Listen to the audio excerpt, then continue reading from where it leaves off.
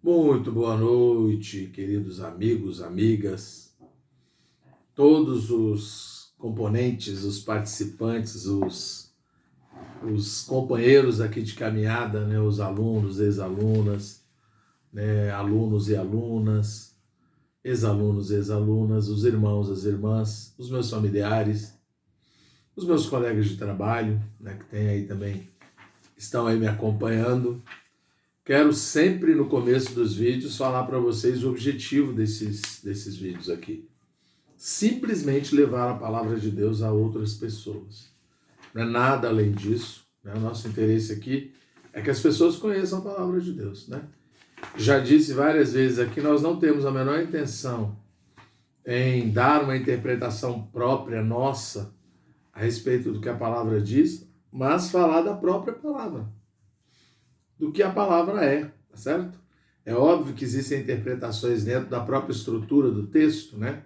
Quando o texto é uma parábola, uma metáfora, uma alegoria, mas é o que está na Bíblia, não é?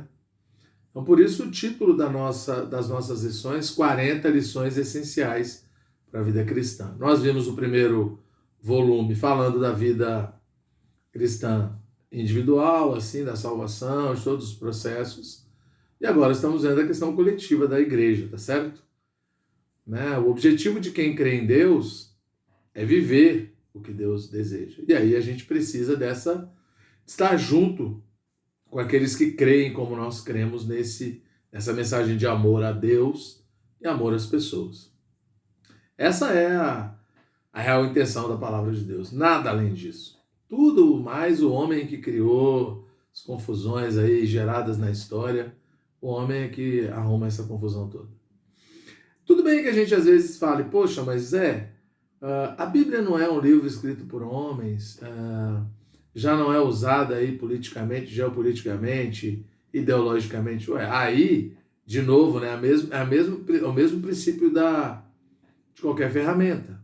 Não estou falando que a Bíblia seja uma ferramenta, mas a Bíblia é um material produzido, obviamente, por homens, segundo a própria Bíblia, inspirados por Deus.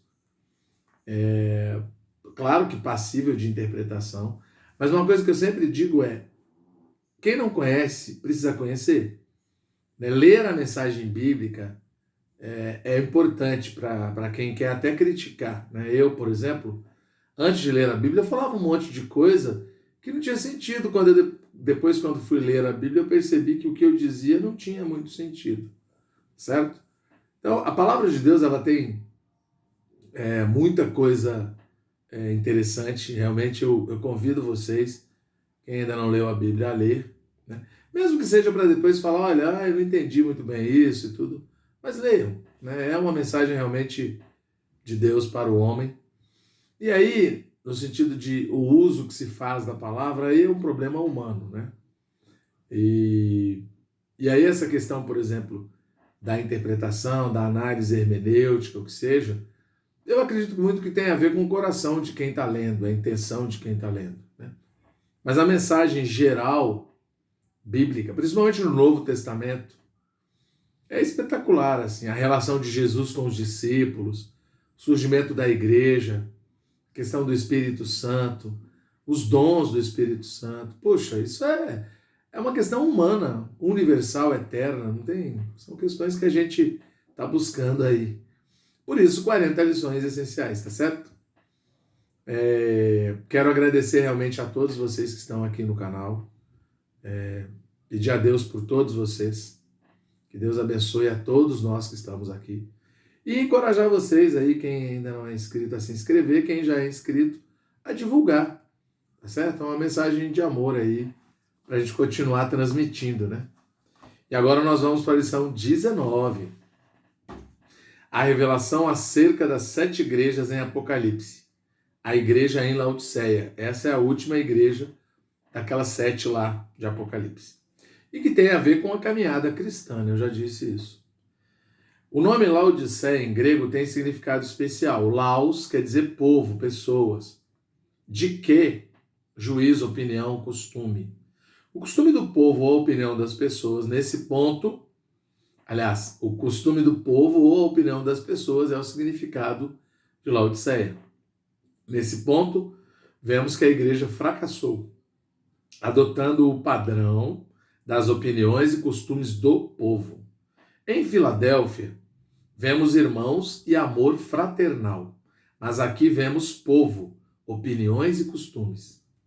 Se os filhos de Deus não se firmarem na posição de Filadélfia, cairão cada vez mais, mas não voltarão para Sardes, uma vez que temos a visão da igreja, do propósito de Deus. É difícil voltar para as organizações humanas e suas divisões. Antes, tornamo-nos Laodiceia. Sardes sai de Tiatira e Filadélfia sai de Sardes.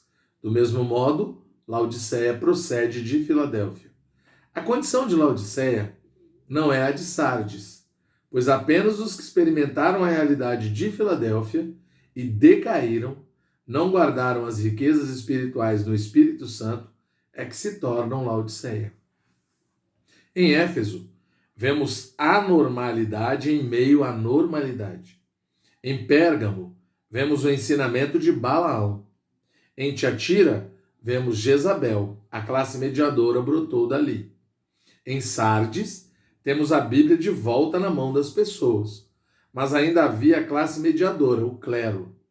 Em Filadélfia, vemos apenas os irmãos, e a classe que domina os leigos, e a classe que domina os leigos já não existe. Quer dizer, só tem os irmãos, né?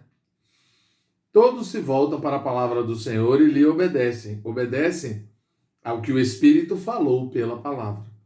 Porém, quando não se firmam na posição de irmãos que receberam a disciplina do Espírito Santo e deixam a posição de irmãos para ser o povo, os leigos, Laodiceia surge.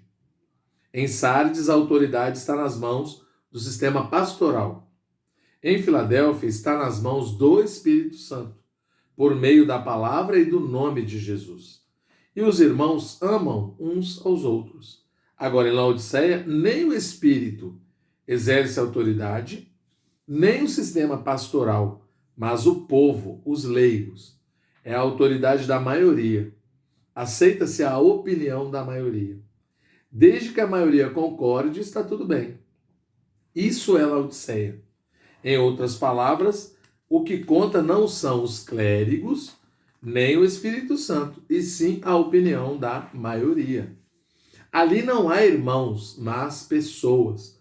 Laodiceia não se firma na posição de irmãos, mas são pessoas que agem de acordo com a vontade da carne. Precisamos conhecer a vontade de Deus e olhar para Filadélfia, segundo essa vontade, sempre que não há amor fraternal. E sim a opinião do povo segundo a carne, aí está Laodiceia. Como eu sempre faço, aqueles tópicos e a gente lê os versículos, tá bom? A condição da igreja restaurada que se degradou, o Senhor Jesus se apresenta para essa igreja como o Amém, a testemunha fiel e verdadeira, o princípio da criação de Deus, as principais características dessa igreja, a advertência que o Senhor dá para essa igreja, ele diz que disciplina a quem ama, e a promessa do Senhor aos crentes vencedores que estão nessa condição de igreja, ok? Todos esses aspectos são condições, né, da igreja. Apocalipse 3, de 14 a 22, e nós fechamos aí a nossa lição sobre Laodiceia. De 14 a 22. Ao anjo da igreja em Laodiceia, escreve: estas coisas diz o Amém, a testemunha fiel e verdadeira, o princípio da criação de Deus. Conheço as tuas obras, que nem és frio nem quente. Quem dera fosses frio ou quente. Assim, porque és morno e nem és quente nem frio, estou a ponto de vomitar-te da minha boca. Pois dizes: estou rico e abastado, e não preciso de coisa alguma. E nem sabes que tu és infeliz. Sim, miserável, pobre, cego e nu. Aconselho-te que de mim compres ouro refinado pelo fogo para te enriqueceres, vestiduras brancas para te vestires, a fim de que não seja manifesta a vergonha da tua nudez, e colírio para ungires os olhos, a fim de que vejas. Eu repreendo e disciplino a quantos amo. Sê, pois, zeloso e arrepende-te. Eis que estou à porta e bato. Se alguém ouvir a minha voz e abrir a porta, entrarei em sua casa e cearei com ele, e ele comigo. Ao vencedor, dar-lhe-ei sentar-se comigo no meu trono, assim como também eu venci e me sentei com meu Pai no seu trono. Quem tem ouvidos, ouça o que o Espírito diz às igrejas. Então, assim, em resumo, de Sardes até Laodiceia, principalmente, né? Pegando de Éfeso para cá, Éfeso é a igreja desejável, Esmirna, a igreja sofredora. Os irmãos que morreram pelo Evangelho, desde o Império Romano e até hoje morrem, né? Pérgamo é quando a igreja se casou com o mundo, certo? Tiatira é a igreja católica, vamos dizer assim, né? Essa junção política também e a introdução das doutrinas ligadas a Jezabel. Sardes é o período em que Lutero abre a Bíblia para todas as pessoas, fala que a justificação é por fé, né? Critica a ideia da venda de indulgências, a venda da salvação. E aí surge o sacerdócio universal, vamos dizer assim. Todo mundo tem acesso à palavra de Deus, né? Que antes, na Igreja Católica, quando a missa era rezada em latim, não era assim. Mas, nessa igreja em Sardes, ainda existe a perspectiva dos nicolaítas. É a questão de hierarquia, como se alguém fosse melhor que o outro. Que é só uma cópia do que a Igreja Católica já fazia. E faz até hoje, tá certo? E aí surge, depois de Sardes, Filadélfia, que é essa igreja do amor fraternal. É uma igreja que quem conduz a igreja é o nome de Jesus e a palavra de Deus, tá certo?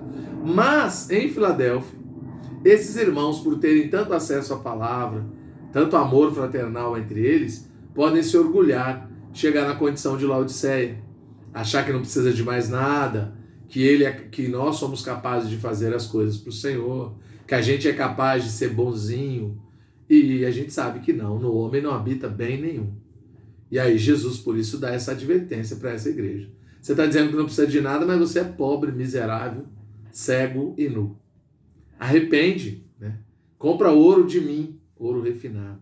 Quer dizer, depende de mim, aí a gente pode mudar você. Então, todas essas questões são a história da igreja mesmo, desde o início, tá certo?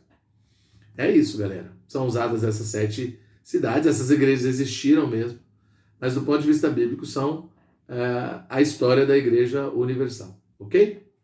É isso aí, louvado seja o Senhor. Tomara que vocês tenham entendido, né?